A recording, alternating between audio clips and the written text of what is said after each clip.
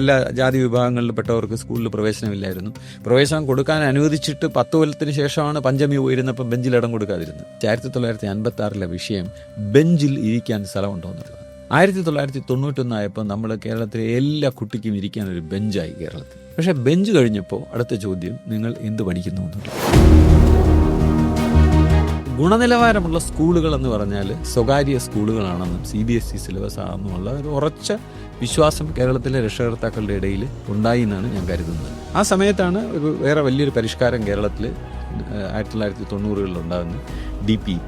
ഈ പരമ്പരാഗതമായിട്ട് ചെയ്തുകൊണ്ടിരുന്ന കുറച്ച് കാര്യങ്ങളെ പൂർണ്ണമായിട്ട് തച്ചുടയ്ക്കാനുള്ളൊരു മനോഭാവം ഉണ്ടായിരുന്നു.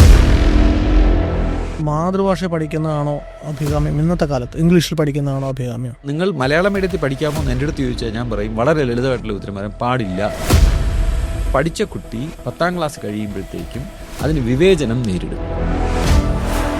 ഗവൺമെൻറ്റിന് അതിനുള്ള വിൽ പവർ ഉണ്ടെങ്കിൽ വിദ്യാഭ്യാസ സമ്പ്രദായത്തിനെ മുഴുവൻ മലയാളത്തിൽ തുടരാനുള്ളൊരു സംവിധാനം ഉണ്ടാക്കുക. പണ്ട് നമ്മൾ പറയും, നിങ്ങൾ മാർക്ക് കിട്ടാനായിട്ട് പഠിക്കരുത്, വിജ്ഞാനം കിട്ടാൻ പഠിക്കുന്നത്. ഇപ്പോൾ അത് പറയേണ്ട സർക്കാരിനോടാണ്. നിങ്ങൾ വിദ്യാഭ്യാസ സ്ഥാപനം നടത്തേണ്ടത് നിങ്ങൾ എത്ര ശതമാനം റാങ്ക് കിട്ടി ഞങ്ങളുടെ മുന്നണിയുടെ ക്രെഡിറ്റ് പറയാനല്ല.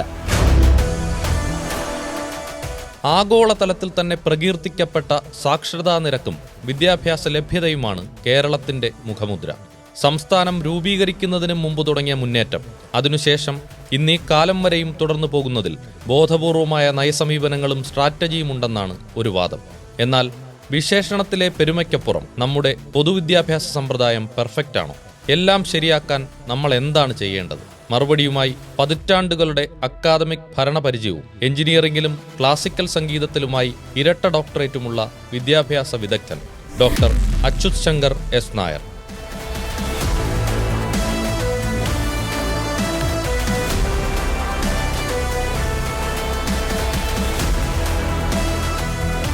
കേരള സംസ്ഥാനം രൂപീകരിക്കപ്പെടുന്നത് മറ്റ് ചില സംസ്ഥാനങ്ങളൊക്കെ രൂപീകരിക്കപ്പെട്ട ശേഷം 1956-ലാണ്. പക്ഷെ എന്നിട്ടും ഒരു 80-കളോട് അടുപ്പിച്ച് നമ്മൾ മറ്റ് സംസ്ഥാനങ്ങളെക്കാൾ എത്രയോ മുന്നിലെത്തിയിരുന്നു വിദ്യാഭ്യാസത്തിന്റെ കാര്യത്തിൽ, സാക്ഷരതയുടെ കാര്യത്തിൽ. അപ്പോൾ ഇത് സാധ്യമായത് എന്ത് അഡ്മിനിസ്ട്രേറ്റീവ് കൺട്രോളിന്റെ പുറത്താണ്?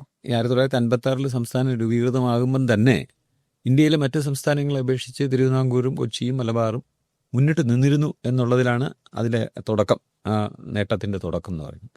ആ സമയം കൊണ്ട് നമ്മുടെ കേരളത്തിലെ ജനത വിദ്യാഭ്യാസം ഏറ്റവും ആവശ്യം വേണ്ടുന്ന ഒരു കാര്യം, ജീവിതത്തിൽ മുന്നോട്ട് പോകാനായിട്ട്, സമൂഹത്തിൽ ഉയർന്നു വരാനായിട്ട്, സ്ഥാനം ലഭിക്കാനായിട്ട്, സാമ്പത്തിക ഭദ്രത ലഭിക്കാനായിട്ട്, സമൂഹത്തിൽ സ്ഥാനം ലഭിക്കാൻ എല്ലാത്തിനും വിദ്യാഭ്യാസം വേണമെന്നുള്ള തിരിച്ചറിവ് സമൂഹത്തിൽ ഉണ്ടായിക്കഴിഞ്ഞിരുന്നു. അത് 1956 മുമ്പ് തന്നെ ഉണ്ടായിക്കഴിഞ്ഞു. അതിനുശേഷം നമ്മൾ ഈ സമുദായങ്ങളുടെ ഒരു മത്സരം നമ്മുടെ കേരളത്തിൽ വളരെ പ്രകടമായിട്ടുള്ള കാര്യമാണല്ലോ.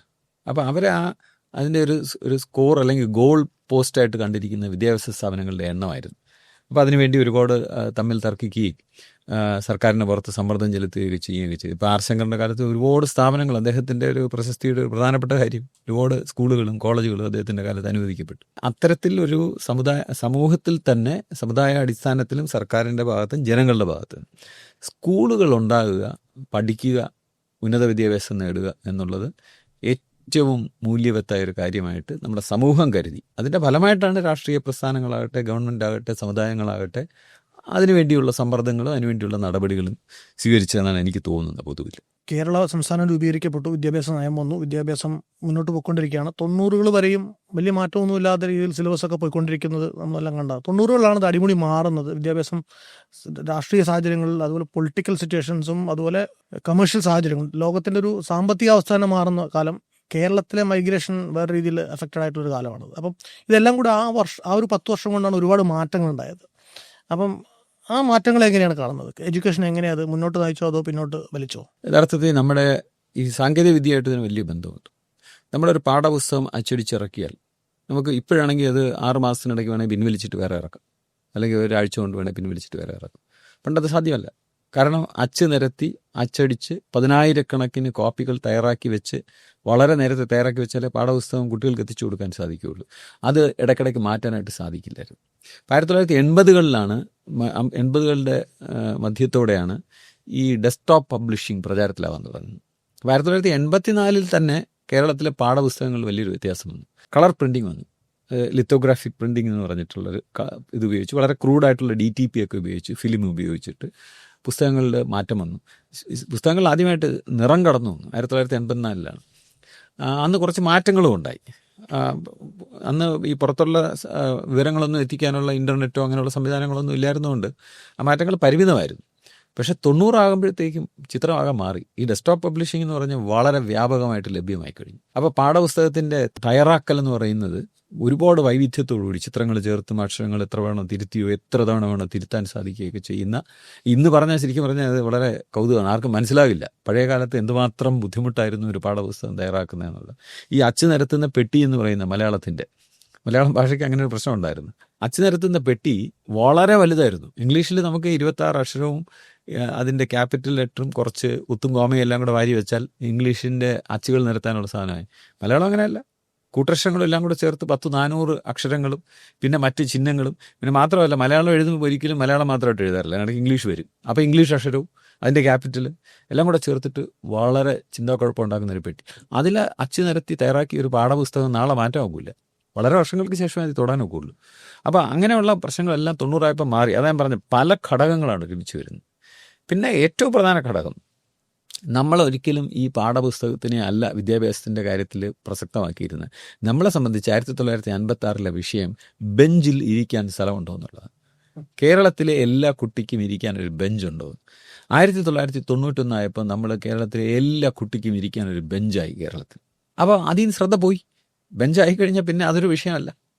അങ്ങനെ വന്നപ്പോൾ സംഭവിച്ചതെന്ന് വെച്ചാൽ നേരത്തെ ഇപ്പോൾ 1956 മുമ്പുള്ള കാലം എടുത്താൽ നോക്കി ഈ ബെഞ്ചിനെ പറ്റി തന്നെ സംസാരിച്ചാൽ അന്ന് ബെഞ്ചുകൾ മൊത്തം കുറവായിരുന്നു എന്ന് മാത്രമല്ല, ആ ബെഞ്ചിലിരിക്കുന്ന കുട്ടികൾ കേരളത്തിൻ്റെ ഒരു ജനസംഖ്യയുടെ പരിച്ഛേദമല്ല. നമുക്കറിയാമല്ലോ, എല്ലാ ജാതി വിഭാഗങ്ങളിൽപ്പെട്ടവർക്ക് സ്കൂളിൽ പ്രവേശനമില്ലായിരുന്നു. പ്രവേശനം കൊടുക്കാൻ അനുവദിച്ചിട്ട് 10 കൊല്ലത്തിന് ശേഷമാണ് പഞ്ചമി പോയിരുന്നപ്പോൾ ബെഞ്ചിലിടം കൊടുക്കാതിരുന്നത്. പക്ഷേ 91 ആയപ്പോൾ ബെഞ്ചിൻ്റെ ഇടം എന്ന് പറഞ്ഞ പ്രശ്നം തീർന്നു. ഞങ്ങൾക്ക് സ്കൂളില്ല, സ്കൂൾ അനുവദിക്കണം എന്നുള്ളൊരു ചോദ്യം ഇപ്പം കടന്നു വരുന്നതേ ഇല്ല. അപ്പോൾ അതിന് പ്രധാനപ്പെട്ട കാരണം ജനസംഖ്യയുടെ ഇടിവും ഈ ജാതി വേർതിരിവെന്ന് പറയുന്നത് 1950കളിൽ തന്നെ ശക്തമായിട്ട് അപ്രത്യക്ഷമാകാൻ തുടങ്ങി. സർക്കാരും നമ്മുടെ സമൂഹവും മതസംഘടനകളും എല്ലാം തന്നെ അതിനോട് ഒത്തുചേർന്ന് വന്നു എന്നുള്ളത് കേരളത്തിന് അഭിമാനിക്കാവുന്ന കാര്യമാണ്. അത് മാറി. പക്ഷേ ബെഞ്ച് കഴിഞ്ഞപ്പോൾ അടുത്ത ചോദ്യം, നിങ്ങൾ എന്ത് പഠിക്കുന്നു എന്നുള്ള. നമ്മുടെ സമൂഹത്തിൻ്റെ ഏറ്റവും പ്രധാനപ്പെട്ട, നമ്മൾ കുഞ്ഞുങ്ങളെ വളർത്തിക്കൊണ്ട് വരുമ്പോൾ കേരളത്തിലെ മാതാപിതാക്കളെ സംബന്ധിച്ചിടത്തോളം കുട്ടിക്ക് ഇരിക്കാൻ എവിടെയെങ്കിലും ഒരു സ്കൂളിൽ ഒരു ഇടം കിട്ടിയാൽ മതി എന്നല്ല ഒരു മാതാപിതാവ് നോക്കുന്നത്. 56 അങ്ങനെയായിരുന്നു. ഇപ്പം നോക്കുന്നത് എൻ്റെ കുട്ടി എന്താണ് പഠിക്കുന്നത്. ആ പഠിക്കുന്നത് അവൻ്റെ സ്വപ്നങ്ങൾക്ക്, അഭിലാഷങ്ങൾക്ക്, അല്ലെങ്കിൽ അവരുടെ സ്വപ്നം എന്ന് കരുതുന്ന രക്ഷകർത്താക്കൾ കരുതുന്ന കാര്യത്തിന് അനുയോജ്യമാണോ എന്നാണ് അവർ നോക്കുന്നത്. അവരുടെ സ്വപ്നം നമ്മുടെ PSC ഓഫീസിലിരിക്കുന്ന പട്ടത്തോ അല്ലെങ്കിൽ ഏതെങ്കിലും സ്ഥാപനങ്ങൾ പ്രവർത്തിക്കുന്ന, ഫാക്ടറി പ്രവർത്തിക്കുന്ന എറണാകുളത്തോ ഒന്നുമല്ല. അവരുടെ സ്വപ്നം കടൽ കടന്നു പോയി കഴിഞ്ഞു. ഇപ്പോൾ 91 കുറിച്ച് ഞാൻ പറഞ്ഞതിനൊരു പ്രസക്തി കൂടെ. 91 ആയപ്പോഴത്തേക്കും ഇവിടെ ഗൾഫ് മൈഗ്രേഷൻ്റെ ഒരു വലിയൊരു ക്രിട്ടിക്കൽ മാസ് കേരളത്തിൽ ഉണ്ടായിക്കഴിഞ്ഞിരുന്നു. അപ്പോഴേക്കും സിനിമാ കഥകളൊക്കെ നോക്കിയാലും നമുക്ക് കാണാം, ഗൾഫിൻ്റെ കഥകൾ ഇങ്ങനെ വരാൻ തുടങ്ങി കാലമാണ്. ഗൾഫിൽ നിന്ന് റിട്ടേണും ഉണ്ടായി സദ്ദാം ഹുസൈൻ്റെ യുദ്ധവുമായിട്ട് ബന്ധപ്പെട്ട്. അപ്പോൾ ഗൾഫ് റിട്ടേണീസിൻ്റെ സാന്നിധ്യം ഇവിടെ ഉണ്ടായി. അവർക്ക് ആ സമയത്തേക്ക് അവർ കുട്ടികളെ അവിടുത്തെ സ്കൂളുകളിൽ കുറേ കാലം പഠിപ്പിച്ചിരുന്നു. ആ വിജ്ഞാനം കേരളത്തിലെത്തി. വേറെ തരം സ്കൂളുകളുണ്ടെന്നുള്ളൊരു വിജ്ഞാനം കേരളത്തിൽ വന്നു. ഒരു താരതമ്യം ഉണ്ടായി. എപ്പോഴും നമ്മുടെ സമൂഹത്തിൽ വലിയ മാറ്റങ്ങൾ സംഭവിക്കുന്നത് നമ്മൾ വേറെ മാതൃകകൾ കാണുമ്പോഴാണ്. ഞാൻ എപ്പോഴും കരുതിയിട്ടുണ്ട്, കേരളത്തിൽ തന്നെ വിദ്യാഭ്യാസത്തിന് ഉണ്ടായ ഏറ്റവും വലിയ ഉണർവെന്ന് പറഞ്ഞു കഴിഞ്ഞാൽ ഈ പണ്ടാരപ്പാട്ട വിളംബരം വന്ന് കേരളത്തിലെ ഭൂമി വിൽക്കാനായിട്ട് സാധിച്ചപ്പോഴത്തേക്കും ഒരുപാട് പേര് ഭൂമിയുള്ളവർ അത് വിറ്റിട്ട് മദ്രാസിൽ പോയി പഠിച്ചിട്ട് വന്നു. മദ്രാസിൽ ചെന്നപ്പം കേരളത്തിൽ പോലല്ല, അവിടെ ജാതി വ്യവസ്ഥ, അവിടെ നീച വ്യവസ്ഥ ഉണ്ടായിരുന്നെങ്കിലും ഇവിടത്തേനേക്കാൾ മോശമല്ലായിരുന്നു അവിടെ.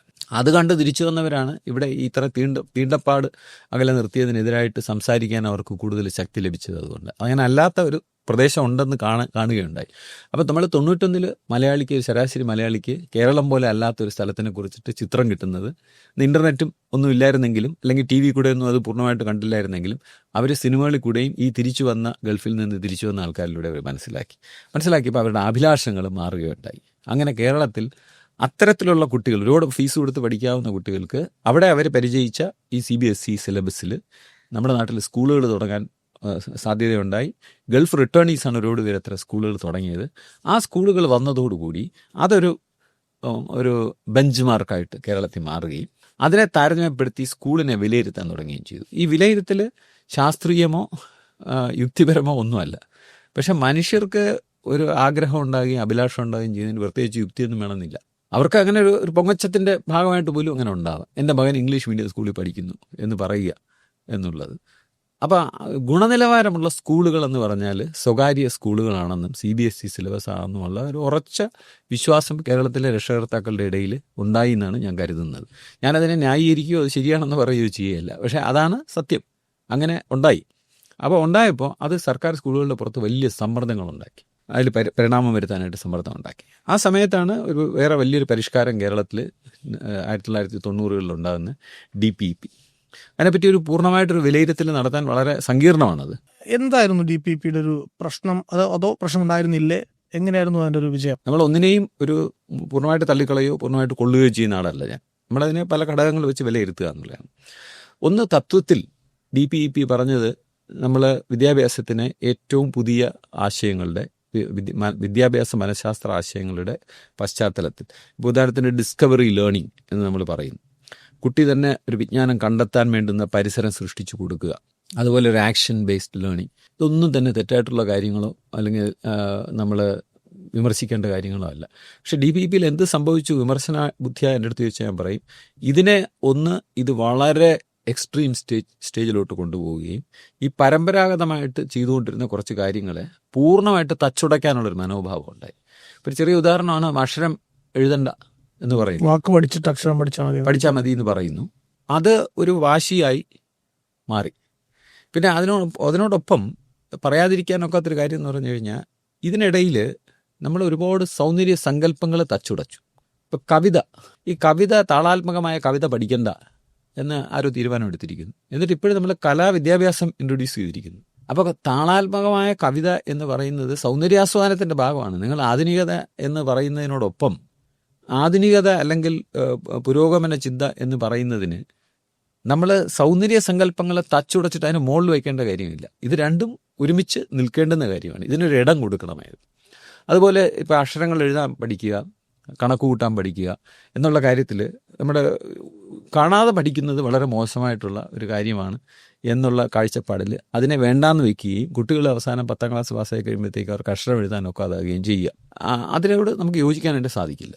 അപ്പോൾ ഇതിലെ പുരോഗമനപരമായ ആശയങ്ങൾ, പെഡഗോഗിയുമായിട്ട് ബന്ധപ്പെട്ടുള്ള ആശയങ്ങൾ, അതെല്ലാം സ്വീകാര്യമാണ്. അത് എല്ലാം ഉപയോഗിക്കേണ്ടതാണ്. കേരളത്തിൽ ഒരുപാട് ഉപയോഗിച്ചിട്ടുണ്ട്.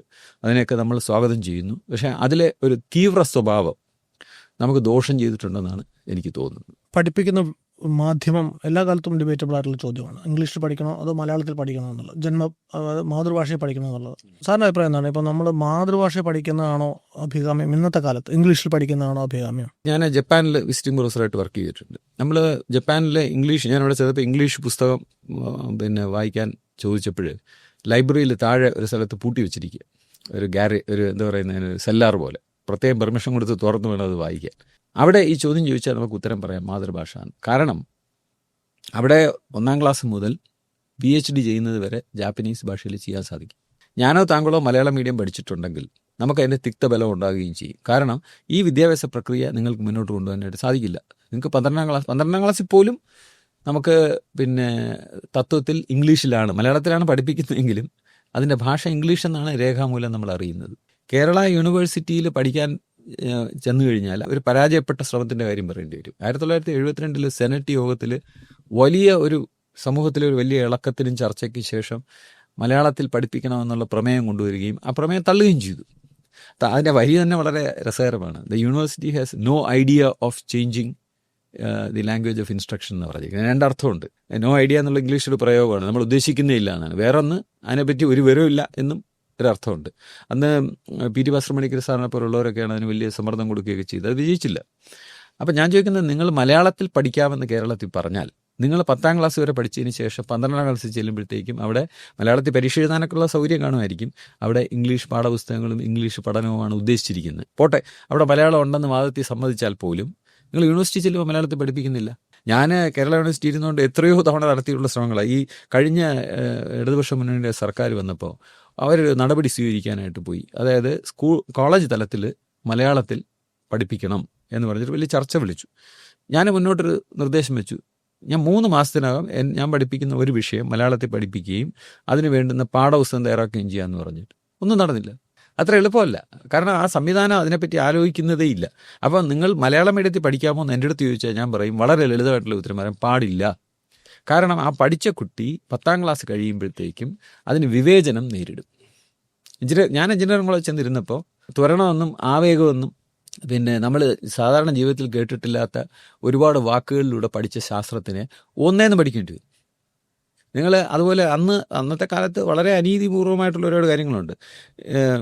തിരിച്ചടി എന്ന് നമ്മൾ സാധാരണ പറയുന്ന കാര്യം ബാക്ക്ലാഷ്. ഇപ്പോൾ എഞ്ചിൻ്റെ ഇത് തിരിച്ചടിക്കും പിസ്റ്റൺ, അതിന് പിന്നെ പച്ചഗമനം, എഞ്ചിൻ്റെ പിസ്റ്റൻ്റെ പച്ചഗമനം എന്ന് ഞാൻ പഠിച്ചു. ഇത് ഒന്ന് ഇംഗ്ലീഷ് എത്രമാത്രം നമുക്ക് അന്യമായ ഒരു ഭാഷയാണോ അത്രയും ഭാഷാശാസ്ത്രം അനുസരിച്ച് അത്രയും അന്യമായ ഭാഷയാണ് സംസ്കൃതം.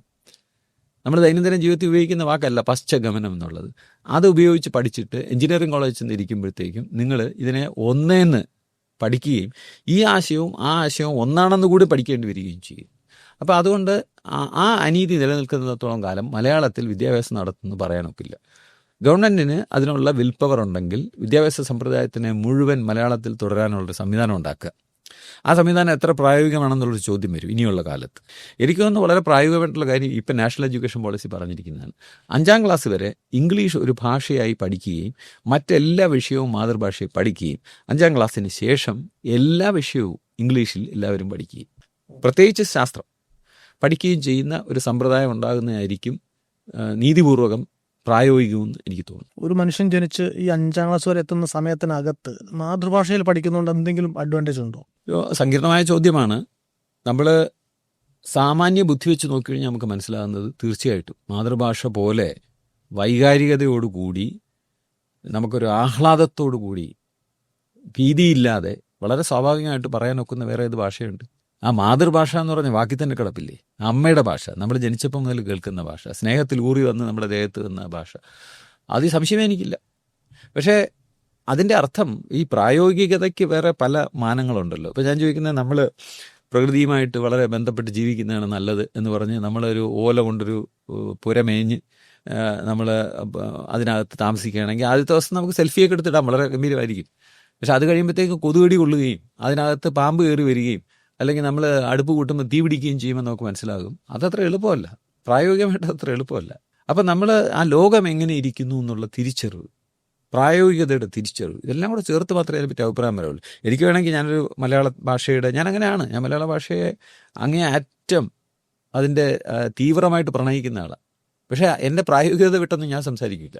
ഞാൻ മലയാളം മീഡിയത്തിൽ പഠിച്ച ആളാണ്, മലയാളത്തിൽ എഴുതുന്ന ആളാണ്, ഞാൻ മലയാളത്തിൽ അധ്യയനം നടത്തിയിട്ടുള്ള ആളാണ്. ഏറ്റവും പുതിയ സാങ്കേതിക വിദ്യ, ആർട്ടിഫിഷ്യൽ ഇൻ്റലിജൻസ് ആണെങ്കിലും ശരി, കമ്പ്യൂട്ടർ പ്രോഗ്രാമിംഗ് ഭാഷകളെക്കുറിച്ച് ഞാൻ 4 മലയാളത്തിൽ പുസ്തകം എഴുതിയിട്ടുണ്ട്. ഇവൻ ജാവ എന്ന് പറഞ്ഞ ലാംഗ്വേജിനെ കുറിച്ച് വരെ. പക്ഷെ ഞാൻ പറയുന്നില്ല അതിൽ പഠിപ്പിക്കണമെന്നും എല്ലാവരെയും നിർബന്ധിച്ച് അതിലോട്ടാക്കണമെന്ന് ഞാൻ പറയുന്നില്ല. കിഫ്ബി പോലെയുള്ള ഫണ്ടുകൾ വരുമ്പോൾ അതിൽ നിന്ന് നമുക്ക് അക്കാഡമിക് നിലവാരം മെച്ചപ്പെടുത്താൻ വേണ്ടി ക്ലാസ് മുറികൾ പുതുതായിട്ട് ഉണ്ടാക്കാൻ പറ്റും, ലൈബ്രറികൾ പുതുതായിട്ട്, അതുപോലെ സ്മാർട്ട് ക്ലാസ് റൂമുകൾ വരുന്നു. ഈ തരത്തിലുള്ള മാറ്റങ്ങൾ കേരളത്തിലെ പൊതുമേഖലയിലെ എല്ലാ സ്കൂളുകളിലും നടക്കുന്നുണ്ട് ഏറെക്കുറെ.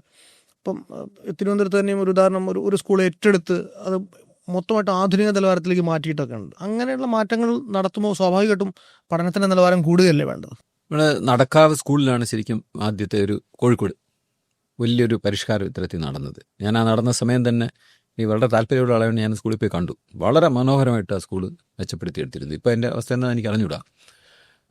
ഈ കിഫ്ബി എന്നുള്ള ഫണ്ട് ഉപയോഗിച്ചിട്ട് സ്കൂളുകളിൽ തീർച്ചയായിട്ടും വലിയ മാറ്റങ്ങളുണ്ടായിട്ടുണ്ട്, ഒരുപാട് സജ്ജീകരണങ്ങളുണ്ടായിട്ടുണ്ട്. ഞാനതിനെ സ്വാഗതം ചെയ്യുകയും വളരെ സന്തോഷമായിട്ട് കാണുകയും ചെയ്യുന്നതാണ്. എനിക്കതിൽ ചെറിയ വിമർശനങ്ങളുണ്ട്, ഞാനത് അതിനെ അത്ര പ്രസക്തമായിട്ട് കാണുന്നില്ല. ഇപ്പോൾ ഉദാഹരണത്തിന് മോഡൽ സ്കൂളിൽ ഈ തേക്ക് ബെഞ്ചും ഡെസ്കും ഉണ്ട്. ഇതെല്ലാം ഒരു സൗന്ദര്യബോധത്തിൻ്റെ പ്രശ്നം കൂടെയാണ്, ചരിത്രബോധത്തിൻ്റെയൊക്കെ പ്രശ്നമാണ്. 100 വർഷം പഴക്കമുള്ള ഈ എഴുതുന്ന മഷിയും മറ്റേ തൂവലും വയ്ക്കുന്ന ഇടം ഉള്ള ബെഞ്ചും ഡെസ്കുമാണ്. അത് ചരിത്ര ഇതും കൂടെയാണ്. അത് ഞാൻ കഴിഞ്ഞ ദിവസം ചെന്നപ്പോൾ അത് മുഴുവൻ മാറ്റിയിട്ട് അവിടെ ഈ വളരെ ആധുനികമായിട്ടുള്ള വളരെ ഗംഭീരം, നമ്മൾ ക്ലാസ് മുറിക്കകത്ത് കയറി ചെന്ന് കഴിഞ്ഞാൽ നമ്മളൊരു പുതിയ ഒരു ആധുനിക ഒരു കമ്പനിയിൽ ഒരു വർക്ക് സ്പേസ് ചെല്ലുന്ന പോലെ അതിമനോഹരമായിട്ടുള്ള ഡെസ്കും ബെഞ്ചും ഇട്ടിട്ടാണ് ആ ക്ലാസ് മുറി മാറിയിരിക്കുന്നത്. പക്ഷേ അതിലൊരു നമ്മുടെ പ്രായോഗികതയുടെ ഒരു ചെറിയ പ്രശ്നമുണ്ട്.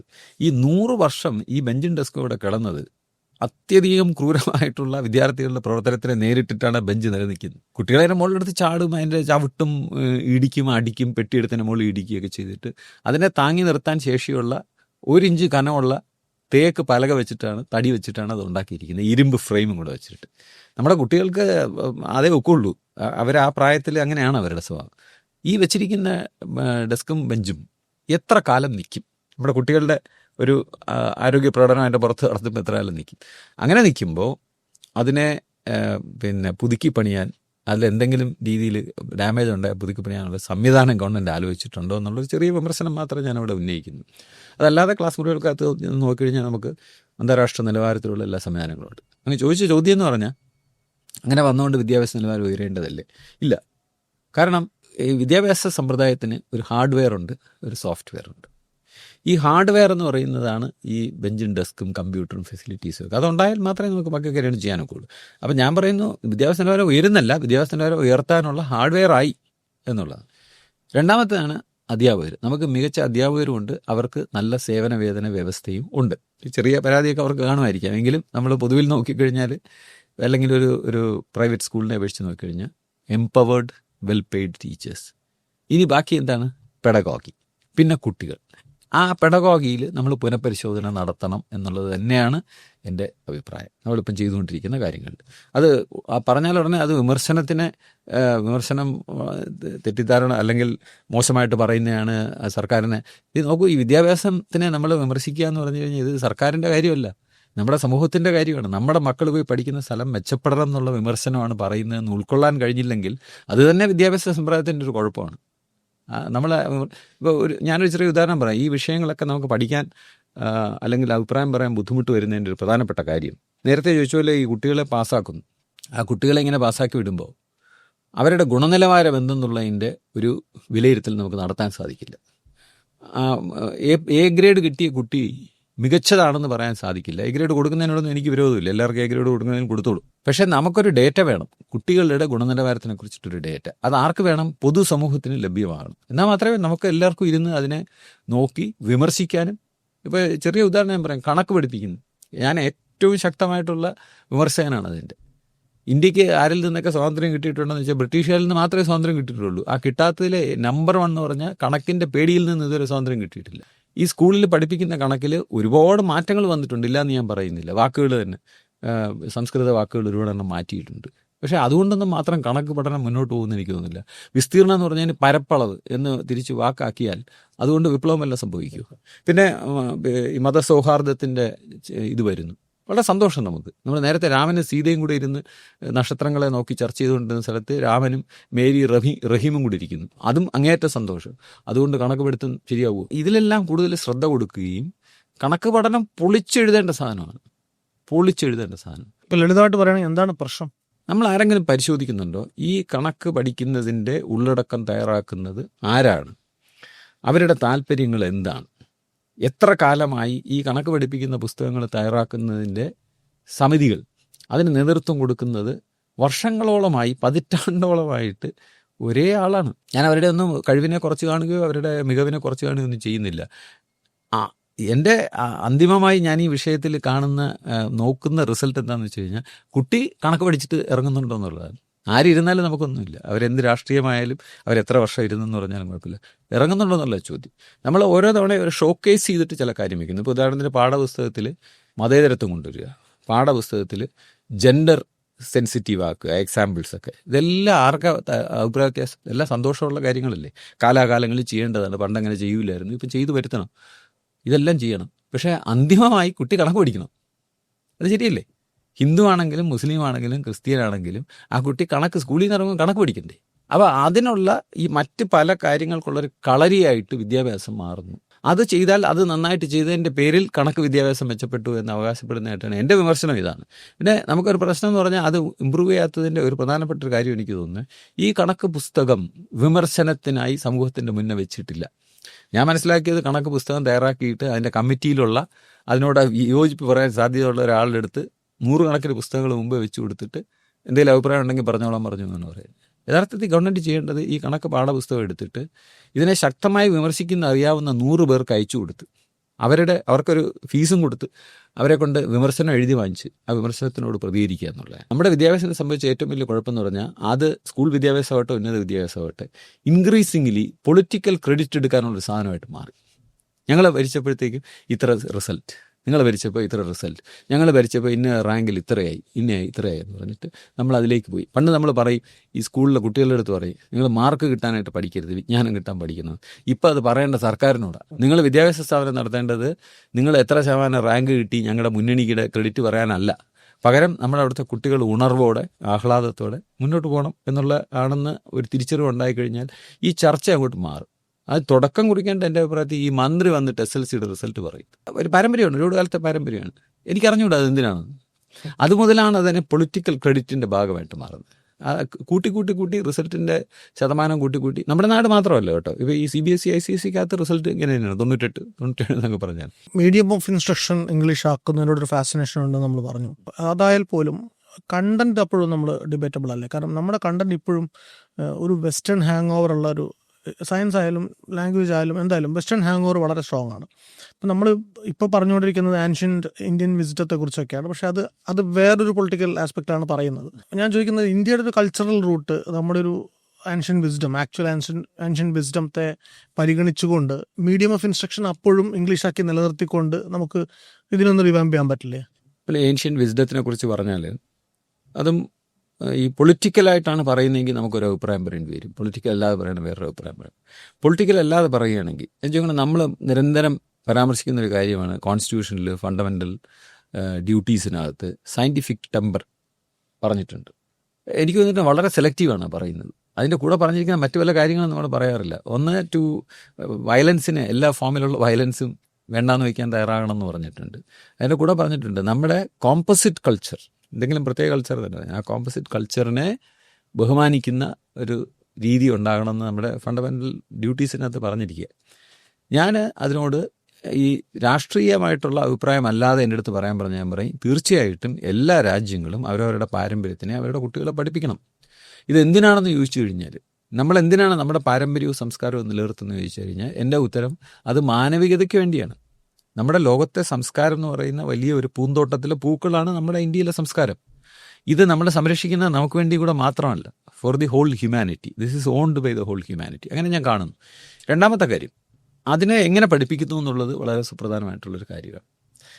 പൊതുവിൽ നമ്മളിപ്പോൾ ഞാൻ ശാസ്ത്രം പഠിക്കുന്ന ഒരാളാണ്. ശാസ്ത്രത്തിനെ സംബന്ധിച്ചിടത്തോളം ശാസ്ത്രം കണ്ടിന്യൂസ്ലി ക്രിറ്റിസിസത്തിനെ ഇൻവൈറ്റ് ചെയ്യുകയും അതിൻ്റെ നോളജിനെ റിഫൈൻ ചെയ്തുകൊണ്ടിരിക്കുന്നു. പൊതുവിൽ മതം അങ്ങനെ ചെയ്യുന്നില്ല. പാരമ്പര്യ വിജ്ഞാനം അതുമായിട്ട് ബന്ധപ്പെട്ട് കിടക്കുന്നുണ്ടെന്ന് ഞാൻ പറഞ്ഞു.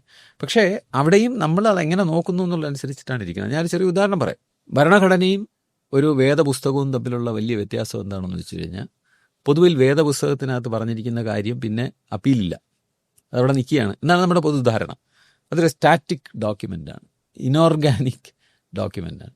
ഭരണഘടന ഓർഗാനിക്കാണ്. എന്തുകൊണ്ടാണെന്ന് വെച്ചാൽ 2/3 ഭൂരിപക്ഷം ഉണ്ടെങ്കിൽ നിങ്ങൾക്ക് ഈ പാർലമെൻറ്റിലെ 2 ഹൗസിലും പാസ്സാക്കി പ്രസിഡന്റ് ഒപ്പിട്ട് കഴിഞ്ഞാൽ അതിൽ എഴുതിയിരിക്കുന്ന ഫണ്ടമെൻ്റൽ ഡ്യൂട്ടി മാറ്റാം. ഈ ഫണ്ടമെൻ്റൽ ഡ്യൂട്ടി തന്നെ സയൻറ്റിഫിക് ടെമ്പർ എന്ന് വിളിക്കുന്ന കാര്യം തന്നെ ഭരണഘടനയിൽ ഒറിജിനലായിട്ടുള്ളതല്ല. 1976 ജനാധിപത്യത്തിൻ്റെ കറുത്ത ദിനങ്ങളിൽ ശ്രീമതി ഇന്ദിരാഗാന്ധി അതിനകത്ത് എഴുതി ചേർത്തതാണ് ഈ ഫണ്ടമെൻ്റൽ ഡ്യൂട്ടീസിനകത്ത് സയൻറ്റിഫിക് ടെമ്പർ എന്നും ഈ പറഞ്ഞ പരിസ്ഥിതിയെ സംരക്ഷിക്കുന്ന കാര്യങ്ങളും അതുപോലെ കോമ്പോസിറ്റ് കൾച്ചറിനെ റെസ്പെക്റ്റ് ചെയ്യുന്ന കാര്യം എഴുതി ചേർത്തിരിക്കുകയാണ്. അപ്പം ഭരണഘടന ഒരു ഓർഗാനിക് ഡോക്യുമെൻ്റാണ്. മതഗ്രന്ഥങ്ങൾ പൊതുവിൽ അങ്ങനെയല്ല. പക്ഷെ ഞാനൊരു എക്സെപ്ഷൻ പറയാം. നമ്മളിത് എവിടെ നോക്കുന്നു എന്നുള്ളതനുസരിച്ചിട്ടാണ് ഇരിക്കുന്നത്. ഭഗവത്ഗീത അത് ബാക്കി വേദഗ്രന്ഥങ്ങളിൽ നിന്ന് മതഗ്രന്ഥങ്ങളിൽ നിന്ന് വേറിട്ട് നിൽക്കുന്ന എവിടെയാണെന്ന് വെച്ചാൽ, ശ്രീകൃഷ്ണൻ അർജുനനോട് ഒരു വളരെ ബോധ്യത്തോടുകൂടി വളരെ ശക്തിയോടുകൂടി ഒരുപാട് കാര്യങ്ങൾ പറയുന്നു. They look like A command. ഇങ്ങനെയാണ്, അപ്പീലില്ല എന്നുള്ള മട്ടിലാണ് അദ്ദേഹം പല കാര്യങ്ങളും. അത് വിശ്വരൂപം പ്രദർശിപ്പിച്ചിട്ട് അദ്ദേഹം അർജുനനോട് പറയുന്നുണ്ട്, ഞാൻ ആരാണെന്ന് പറയുന്നുണ്ട്. അത് കേട്ട് കഴിഞ്ഞാൽ ഓൾ എൻകംപാസിങ് ആണ്. എല്ലാ കാര്യങ്ങളും ഞാനാണ് എന്ന്, എന്നിലേക്ക് എല്ലാ സത്യം ഞാനാണ്, സൗന്ദര്യം ഞാനാണെന്ന് എല്ലാം പറയുന്നു. പക്ഷേ ഏറ്റവും ശ്രദ്ധേയമായ വരി, ഈ ഗ്രാൻഡ് ലെക്ചർ, ഇംപ്രസീവ് ലെക്ചർ പൂർത്തിയാക്കി കഴിഞ്ഞിട്ട് അദ്ദേഹം അർജുൻ്റെ അടുത്ത് പറയാണ്, അർജുന, ഞാൻ എല്ലാം പറയാനുള്ളതെല്ലാം പറഞ്ഞു. You are എൻഡോഡ് with N intellect. അത് ഞാനാണെന്നും ഒരർത്ഥമുണ്ട്. അത് അദ്ദേഹം തന്നെയാണ് ഇൻ്റലക്റ്റ്. ആ ഇൻ്റലക്റ്റ് ഉപയോഗിച്ച് നീ ഇതിനെ വിമർശനാത്മകമായിട്ട് ചിന്തിച്ച് തള്ളേണ്ടത് തള്ളുകയും കൊള്ളേണ്ടത് കൊള്ളുകയും ചെയ്യുക, നീ സ്വീകരിക്കേണ്ടത് സ്വീകരിച്ചോളാനാണ് പറഞ്ഞിരിക്കുന്നത്. വിച്ച് മീൻസ് ഈ പുസ്തകം ഓർഗാനിക്കാണ്. Your intellect is has to react with what is written there and accept it. എൻ്റെ അഭിപ്രായത്തിൽ ഞാൻ കരുതും ഇതൊരു corner stone of looking at our Hindu literature എന്നാണ്. ഇത് ഞാൻ മാത്രം നോക്കിയിട്ടുള്ളതല്ല. ഒരു ഉദാഹരണം ചട്ടമ്പി സ്വാമികൾ എഴുതിയിരിക്കുന്നു, വേദാധികാര നിരൂപണം. അത് എഴുതിയിരിക്കുന്നു ദൈവപ്രോക്തവും മനുഷ്യലിഖിതവുമാണെന്ന് എഴുതിയിരിക്കുന്നത് വേദം. നാരായണ ഗുരുസ്വാമി ഈഴവശിവനെ പ്രതിഷ്ഠിക്കുന്നു എന്ന് പറയുമ്പോഴത്തേക്കും is interpreting the tradition of our country. അങ്ങനെ ഇൻ്റർപ്രറ്റ് ചെയ്യാമെന്നാണ് ചട്ടമ്പി സ്വാമികളുടെ വാദം തന്നെ. വലിയ ഈ വേദാധികാര നിരൂപണത്തിനകത്ത് പറഞ്ഞിരിക്കുന്ന മുഴുവൻ അതാണ്. ഞാൻ പറഞ്ഞു വരുന്നത് എന്താണെന്ന് വെച്ചാൽ, ഇന്ത്യൻ നോളജും ഇന്ത്യൻ ട്രഡീഷനും തീർച്ചയായിട്ടും നമ്മുടെ കുട്ടികൾ പഠിച്ചിരിക്കേണ്ട കാര്യമാണ്. എനിക്കൊരു സംശയമേ അതിനകത്തില്ല. അതിൽ വിമർശന ബുദ്ധി ഉപയോഗിക്കേണ്ട എന്ന് ഒരു വാദം ഇല്ല. നമ്മളത് അങ്ങനെ പഠിച്ചു വെക്കുന്ന സമയത്താണ് നമുക്കതിനെപ്പറ്റി ചില അഭിപ്രായം. കാരണം അതിനകത്ത് തീർച്ചയായിട്ടും നമുക്ക് വിമർശിക്കപ്പെടേണ്ട കാര്യങ്ങളുണ്ട്. ഇപ്പം ജാതി വ്യവസ്ഥയെക്കുറിച്ച് പറഞ്ഞിരിക്കുന്നു, ഭരണഘടനാ വിരുദ്ധമാണ്, പഠിപ്പിക്കാനൊക്കില്ല. അപ്പോഴാണ് നമ്മൾ ശ്രീകൃഷ്ണനെ ഓർക്കുന്നത്. വിമർശന ബുദ്ധിയോടുകൂടി നോക്കുകയും വേണ്ടത് സ്വീകരിക്കുകയും ചെയ്യുക. കാലികമായിട്ടുള്ള ചർച്ചയിലൂടെ നമുക്ക് പാരമ്പര്യത്തെ പഠിക്കാനായിട്ട് സാധിക്കും. ഞാൻ ചുരുക്കി ഇത്രയും പറയാം. വിജ്ഞാനം സയൻസിൻ്റെ ഭാഗത്താണെങ്കിൽ, ശാസ്ത്രവുമായിട്ട് ബന്ധപ്പെട്ടതാണെങ്കിൽ, പഴയതാണെങ്കിലും പുതിയതാണെങ്കിലും വിമർശന ബുദ്ധിയോടുകൂടി സ്വീകരിക്കണം. സംസ്കാരം, കല, ഈ കാര്യങ്ങൾ വേണ്ടിടത്ത് വിമർശന ബുദ്ധിയും വേണ്ടിടത്ത് സൗന്ദര്യബോധത്തോടും കൂടി സ്വീകരിക്കണം എന്നുള്ളതാണ്. പിന്നെ ഇന്ത്യൻ എയ്സ്തെറ്റിക്സുമായിട്ട് ബന്ധപ്പെട്ട കാര്യങ്ങളെ നിങ്ങളത് ആസ്വദിക്കാനായിട്ട് ആദ്യം ഒരു കഴിവുണ്ടാകണം. അല്ല ആദ്യമേ അതിനെ എടുത്ത് വെച്ച് വിമർശിക്കുക എന്നുള്ളതല്ല. അത് നമുക്ക് ആസ്വദിക്കാൻ, അതിൻ്റെ രസം നുകരാനുള്ള കഴിവുണ്ടെങ്കിലേ നമുക്ക് പിന്നെ അത് വിമർശിക്കാനൊക്കെ ഉള്ളൂ. അപ്പോൾ അത്തരത്തിൽ നമുക്ക് ഈ ഇന്ത്യൻ നോളജ് സിസ്റ്റം എന്ന് പറയുന്ന കേന്ദ്ര ഗവൺമെൻറ് മുന്നോട്ട് വയ്ക്കുന്ന കാര്യങ്ങളെ നമുക്ക് പോസിറ്റീവായിട്ട് കാണാം, പോസിറ്റീവായിട്ട് ഇംപ്ലിമെൻറ്റ് ചെയ്യാം. ഇപ്പോൾ കേരളത്തിൽ പൊതുവെ അങ്ങനെ ചെയ്തിരിക്കുന്നു എന്നാണ് എനിക്ക് തോന്നുന്നത്. അതായത് ഇപ്പോൾ ഇന്ത്യൻ നോളജ് സിസ്റ്റം എന്ന് പറഞ്ഞു കഴിഞ്ഞാൽ ഈ വേദ ഉപനിഷത്ത് മാത്രമല്ല, നമ്മളെങ്ങനെ പിന്നെ ഞാറ്റുവേല എന്താണെന്നും അതിന് ആ സമയത്ത് കൃഷി ഇറക്കുന്നത് എങ്ങനെയാണെന്നും എങ്ങനെ കുട്ട നെയ്യുന്നുവെന്നും എങ്ങനെ ആഭരണങ്ങൾ ഉണ്ടാക്കുന്നുവെന്നും അതിന് സ്വർണം എങ്ങനെ പ്യൂരിഫൈ ചെയ്തെടുക്കുന്നുവെന്നും വിത്തുകൾ എങ്ങനെ സംരക്ഷിക്കുന്നു എന്നുള്ളത് എല്ലാം നമ്മുടെ വിജ്ഞാനമാണ്. നമുക്ക് തള്ളിക്കളയേണ്ടതുണ്ടോ അതിനെയൊക്കെ? അപ്പോൾ അതിനെ കേരളത്തിൽ ചെയ്യുമ്പോഴത്തേക്കും നമ്മളൊരു കൺകറൻറ്റ് ലിസ്റ്റ് വരുന്ന കാര്യമായതുകൊണ്ട് ഈ വേദങ്ങളെ ഉപനിഷത്തുകളെ എന്ന് തള്ളിക്കളയുന്നില്ല, അതിനെയും നമ്മൾ ഉൾക്കൊള്ളുന്നു. വളരെ വൈവിധ്യമുള്ള നമ്മുടെ വിജ്ഞാന സമ്പത്തിനെയും കൂടെ ഉൾക്കൊണ്ടുകൊണ്ട് അത് നമുക്ക് പഠിപ്പിക്കാം. അങ്ങനെ പഠിപ്പിക്കുന്നുണ്ടായിരുന്നു എന്നാണ് എനിക്ക് തോന്നുന്നത്. നമുക്ക് മാറ്റങ്ങൾ വരുത്തണമെങ്കിൽ വരുത്താം എന്നുള്ളത് മാത്രമേ ഉള്ളൂ. സമകാലികമായിട്ട് ഇപ്പോൾ ചർച്ച നടന്നുകൊണ്ടിരിക്കുന്നത് ദേശീയ വിദ്യാഭ്യാസ നയം വന്നു. പല സംസ്ഥാനങ്ങളും അതിനെ എതിർക്കുന്നു, പല കാരണങ്ങളും പറഞ്ഞുകൊണ്ട്. കാരണങ്ങൾ ചിലതൊക്കെ സാങ്കേതിക കാരണങ്ങൾ കൂടിയാണ്. കേരളം തുടക്കം മുതലേ അതിനെ എതിർത്ത് വന്നിരുന്നു. ഇപ്പോൾ അതുമായിട്ട് അനുബന്ധമായിട്ടുള്ളൊരു കരാറിൽ ഒപ്പുവെച്ചതിൻ്റെ പേരിൽ അത് വളരെ ചർച്ചകൾ നടന്നുകൊണ്ടിരിക്കുകയാണ്. അത് ഈ ഒരു എൻ്റെ ഒരു വിഷയത്തിൽ എന്താണ് അഭിപ്രായം? കേരളം പൂർണ്ണമായിട്ട് എതിർത്തുകൊണ്ടിരുന്നു എന്ന് പറയാൻ ഒക്കില്ല. കേരളം 2 കൊല്ലത്തിന് മുമ്പ് ഈ ഹയർ എഡ്യൂക്കേഷൻ രംഗത്തെ സുപ്രധാനമായിട്ടുള്ള നിർദ്ദേശം നടപ്പിലാക്കി കഴിഞ്ഞു. 4 ഇയർ അണ്ടർ ഗ്രാജുവേറ്റ് പ്രോഗ്രാം. ഞാനതിനെ സ്വാഗതം ചെയ്യുന്നു. കാരണം ഈ നാഷണൽ എഡ്യൂക്കേഷൻ പോളിസിയിലെ കുറച്ച് കാര്യങ്ങളിൽ രാഷ്ട്രീയ അഭിപ്രായ വ്യത്യാസം ഉണ്ടാകുന്ന കാര്യങ്ങൾ കാണാം. അത് ഉള്ളടക്കമായിട്ട് ബന്ധപ്പെട്ടാണ്. ഈ സ്ട്രക്ചർ എന്തുകൊണ്ട് കൺകറൻറ്റ് ലിസ്റ്റിൽ കൊണ്ടുവന്നു? ഇന്ദിരാഗാന്ധി അതിനെ കൺകറൻറ്റ് ലിസ്റ്റിൽ കൊണ്ടുവന്നു. നമുക്ക് ദേശീയ തലത്തിൽ ഇതിന് ഒരു ഘടനാപരമായിട്ടുള്ള ഒരു ഏകീകരണം ആവശ്യമാണ്. അതുകൊണ്ടാണ് കൊണ്ടുവന്നിരിക്കുന്നത്. ഇപ്പോഴ് എന്തിനാണ് പുതുതായിട്ട് കൊണ്ടുവന്നിരിക്കുന്നത്? അന്തർദേശീയ തലത്തിൽ ഘടനാപരമായിട്ടുള്ളൊരു സാമ്യം ആവശ്യമാണ്. അമേരിക്കൻ എഡ്യൂക്കേഷൻ സിസ്റ്റമാണ് 4 ഇയർ അണ്ടർ ഗ്രാജുവേറ്റ് പ്രോഗ്രാം എന്ന് പറയുന്നത്. എൻ്റെ അഭിപ്രായത്തിൽ അത് വളരെ അത്യന്താപേക്ഷിതമായിട്ടുള്ള കാര്യമാണ്. കാരണം നമ്മുടെ കുട്ടികൾ, പ്രത്യേകിച്ച് കേരളത്തിന്, നമ്മുടെ കുട്ടികൾ വിദേശത്ത് പഠിക്കാനായിട്ട് പോകാനായിട്ട് താല്പര്യമുള്ള കുട്ടികളാണ്. ആ കുട്ടികൾ അവിടെ ചെല്ലുമ്പോൾ അവിടുത്തെ എഡ്യൂക്കേഷൻ സിസ്റ്റവുമായിട്ട് കോമ്പാറ്റബിൾ അല്ലാത്തൊരു എഡ്യൂക്കേഷൻ സിസ്റ്റത്തിൽ പോകാൻ ഇവിടുത്തെ രക്ഷകർത്താക്കൾക്ക് ആർക്കെങ്കിലും താല്പര്യം കാണുമോ? കാണില്ല, സംശയമേ ഇല്ല. തമിഴ്നാടും കർണാടകവും ബംഗാളുമാണ് ഇതിന് പുറകോട്ട് നിൽക്കുന്നത്. ഞാൻ കർണാടകത്തിലെ ഇതിൻ്റെ ഇംപ്ലിമെൻറ്റേഷൻ്റെ ഹയർ എഡ്യൂക്കേഷൻ കൗൺസിലിൻ്റെ കമ്മിറ്റിയിലൊക്കെ അംഗമാണ്. പക്ഷേ എൻ്റെ അഭിപ്രായം അത് എടുത്തിരിക്കുന്ന തീരുമാനങ്ങൾ തെറ്റാണെന്നാണ്. കാരണം എന്താണ് സംഭവിക്കാൻ പോകുന്നതെന്ന് വെച്ചാൽ, അവിടെ നിന്ന് പഠിച്ചിറങ്ങുന്ന കുട്ടി ആ ഇന്ത്യയിലെ മറ്റ് സർവകലാശാലകളിൽ പഠിക്കാൻ ചെല്ലുമ്പോൾ ഇൻകോമ്പാറ്റബിൾ ഡിഗ്രിയും കൊണ്ട് ചെല്ലും. ദേശീയ തലത്തിൽ നടത്തുന്ന പരീക്ഷകൾ തമിഴ്നാട്ടിൽ വേറെ ഡിഗ്രിയാണെന്ന് പറഞ്ഞാൽ അതിൻ്റെ സിലബസ് മാറ്റുമോ? 4 ഇയർ അണ്ടർ ഗ്രാജുവേറ്റ് പ്രോഗ്രാമിൻ്റെ സിലബസ് വെച്ചിട്ടൊരു നാഷണൽ പരീക്ഷ നടത്തുന്നു. PSC UPSC ഒരു പരീക്ഷ വിളിക്കുന്നു, UGC നെറ്റ് പരീക്ഷ നടത്തുന്നു. ഈ കുട്ടികൾ എന്ത് ചെയ്യും? നമ്മുടെ ഗവൺമെൻറ് എടുത്ത് പരാതി പറഞ്ഞിട്ട് കാര്യമുണ്ടോ? അപ്പം ദേശീയ തലത്തിലുള്ളൊരു ഘടനാപരമായ മാറ്റത്തിനോട് എതിർപ്പ് നിൽക്കുന്നത് അന്ധമായിട്ടുള്ള രാഷ്ട്രീയ പ്രവർത്തനമാണെന്നാണ് എൻ്റെ അഭിപ്രായം. കേരളത്തിലെ ഗവൺമെൻറ് അങ്ങനെ ചെയ്യാതിരുന്നത്, ഉന്നത വിദ്യാഭ്യാസ രംഗത്ത് ചെയ്യാതിരുന്നത് രാഷ്ട്രീയമൊന്നും നോക്കേണ്ട കാര്യമില്ല, ബുദ്ധിപരമായിട്ടുള്ളൊരു കാര്യമാണ്. 2 വർഷമായി നടപ്പിലായിട്ട്. ഉള്ളടക്കത്തിനെ സംബന്ധിച്ച് കേരളത്തിലെ ഗവൺമെൻറ് ഒരുപാട് അഭിപ്രായ വ്യത്യാസങ്ങളൊക്കെ പറഞ്ഞിട്ടുണ്ട്. അവർ ഇന്ത്യൻ നോളജ് സിസ്റ്റം എന്ന് പറഞ്ഞതിന് പകരമായിട്ട് കേരള നോളജ് സിസ്റ്റം എന്ന് പറഞ്ഞിട്ട് പുസ്തകം ഇറക്കിയിട്ടുണ്ട്. അതൊരു പോസിറ്റീവ് റെസ്പോൺസാണ്, നമ്മൾ അംഗീകരിച്ചാലും ഇല്ലെങ്കിലും. വേണ്ടാന്ന് വെക്കുന്നതിന് പകരം ഞങ്ങളുടെ ഇൻ്റർപ്രിട്ടേഷൻ ഇതാണ് എന്ന് പറഞ്ഞിരിക്കുന്നത്. ബാക്കി കാര്യങ്ങളിലൊന്നും നമുക്ക് ഒരു രാഷ്ട്രീയ അഭിപ്രായത്തിന് പ്രസക്തി ഇല്ല എന്നാണ് എൻ്റെ അഭിപ്രായം. ചരിത്രമാണല്ലോ ഒരു പ്രധാന അഭിപ്രായ ഭിന്നതയ്ക്കുള്ള കാരണം. മുഗളന്മാരെ എടുത്ത് കളയുന്നു, അതുപോലെ പലതും. പക്ഷേ അതിൻ്റെ ഒരു through out the history pattern എന്താണ്? ഇപ്പോൾ ഒരു ദീർഘകാലം കോൺഗ്രസ് ഭരിച്ചൊരു രാജ്യമാണ് നമ്മൾ. ഇന്ത്യയിലെ ഹിസ്റ്ററി തന്നെ കോൺഗ്രസ് സെറ്റ് ഹിസ്റ്ററിയാണ്, കോൺഗ്രസിന് പ്രിഫറബിൾ ആയിട്ടുള്ള രീതിയിൽ. അത് ശരിയല്ല. അപ്പോൾ അതിൻ്റെ അഭിപ്രായം എന്താ? കോൺഗ്രസ്സുകാർ ഭരിച്ചപ്പോൾ എനിക്ക് തോന്നുന്നു, ഞാൻ മനസ്സിലാക്കിയ ചരിത്രം അനുസരിച്ച് 1969 തോന്നുന്നു കോൺഗ്രസ് ഗവൺമെൻറ്റിന്, കേന്ദ്ര ഗവൺമെൻറ്റിന് പ്രതിസന്ധി ഉണ്ടായി. ഇന്ദിരാഗാന്ധിക്ക് ഭൂരിപക്ഷം ഇല്ലാതാകുന്ന സമയത്ത് ഇടതുപക്ഷം അവരെ സപ്പോർട്ട് ചെയ്തു. അങ്ങനെയാണ് സർക്കാർ മുന്നോട്ട് പോയത്. അതിനുശേഷം ഉണ്ടായ 2 പ്രധാനപ്പെട്ട സംവിധാനങ്ങളാണ് ജവഹർലാൽ നെഹ്റു യൂണിവേഴ്സിറ്റിയും 2 ഈ ICHR. ആ ICHRനകത്ത് JNUവിലും കോൺഗ്രസ്സുകാരല്ല രംഗപ്രവേശം ചെയ്യുകയും അവിടെ പ്രവർത്തനത്തിന് നേതൃത്വം കൊടുക്കുകയും ചെയ്തത് അതെല്ലാം ഇടതുപക്ഷ ബുദ്ധിജീവികളാണ്. അവരിരുന്ന് ചരിത്രം എഴുതിയപ്പോൾ അതിനെ വിമർശിച്ചുകൊണ്ടിട്ടുള്ള ഒരുപാട് ആൾക്കാരുണ്ടായിട്ടുണ്ട്. അവരും ചരിത്രം എഴുതിയപ്പോഴത്തേക്കും അവരുടേതായിട്ടുള്ള, അതിപ്പോൾ സദ്ദേശമാണെന്ന് അവർ പറയുമായിരിക്കും, ഞാനതിലും തർക്കിക്കാനായിട്ട് ഞാൻ ചരിത്ര വിദഗ്ധനല്ല, പക്ഷേ അവരുടേതായിട്ടുള്ള വ്യാഖ്യാനങ്ങൾ ചരിത്രത്തിന് ചമയ്ക്കുകയും അത് ഏകപക്ഷീയമാണെന്ന് ഒരുപാട് വിമർശനം ഉണ്ടാകുകയും ചെയ്തിട്ടുണ്ട്. അത് കോൺഗ്രസ് സെറ്റായിട്ടുള്ള ഇതല്ല. എനിക്ക് തോന്നുന്നു കോൺഗ്രസ് സെറ്റായിട്ടുള്ളത് ആകെ പറയുന്നത് പണ്ട് ഒരു ക്യാപ്സ്യൂളിനകത്ത് ചരിത്രം എഴുതി കിട്ടും, അതിനകത്ത് അന്യായമായിട്ടുള്ള കാര്യങ്ങൾ എഴുതി എന്ന് പണ്ടൊരു ആരോപണം കേട്ടിട്ടുണ്ട്. എനിക്ക് എൻ്റെ സത്യാവസ്ഥ അറിഞ്ഞുകൂടാ. അത് ജനതാ ഗവൺമെൻറ് വന്നപ്പോൾ പുറത്തെടുക്കുകയും അതിൽ സുഭാഷ് ചന്ദ്രബോസിൻ്റെ പേരില്ലായിരുന്നു എന്ന് പറയുകയൊക്കെ ചെയ്തിട്ടുള്ള വിവാദം പഴയ ഓർമ്മയിൽ ഞാൻ പറയുകയാണ്. പക്ഷേ ഈ ചരിത്ര രചന എന്നും രാഷ്ട്രീയവൽക്കരിക്കപ്പെട്ടിരുന്നു എന്നുള്ളതാണ്. അതിലാരാണ് കൂടുതൽ ശരി കൂടുതൽ തെറ്റെന്ന് ഇപ്പോൾ ഒറ്റ വാക്കിൽ എനിക്ക് പറയാനായിട്ട് സാധിക്കില്ല. ഒരു കൂട്ടം ആൾക്കാർ ചരിത്രത്തെ ഒരു ദിശയിലേക്ക് തിരിക്കുകയും വേറൊരു കൂട്ടം ആൾക്കാർ വേറൊരു ദിശയിലേക്ക് തിരിക്കാൻ ശ്രമിച്ചുകൊണ്ടിരിക്കുന്നു. യഥാർത്ഥത്തിൽ എൻ്റെ അഭിപ്രായത്തിൽ അതിനെ എങ്ങനെയാണ് കൈകാര്യം ചെയ്യേണ്ടതെന്നുള്ള എൻ്റെ അടുത്ത് ചോദിച്ചാൽ ഞാൻ പറയുന്നത്, ഇപ്പം ടിപ്പു സുൽത്താനെ കുറിച്ച് എഴുതുന്നു. ഒരാൾ വന്ന് ടിപ്പു സുൽത്താന് എല്ലാം തികഞ്ഞ ഒരാളാണെന്ന് എഴുതുന്നു. അദ്ദേഹം രാഷ്ട്രസ്നേഹിയും ബ്രിട്ടീഷുകാർക്കെതിരായിട്ട് മത്സരിച്ചാണെന്ന്. വേറൊരാൾ വന്നിട്ട് അദ്ദേഹം ഹിന്ദുക്കളെ ഉപദ്രവിച്ച ഒരാൾ മാത്രമായിട്ട് എഴുതുന്നു. എൻ്റെ അഭിപ്രായം എഴുതേണ്ടത് ടിപ്പു സുൽത്താനെ കുറിച്ച് ഒരു പറ്റം ഹിസ്റ്റോറിയൻസ് ഇങ്ങനെ പറയുന്നു, വേറൊരു പറ്റം ഹിസ്റ്റോറിയൻസ് ഇന്നതുപോലെ പറയുന്നു.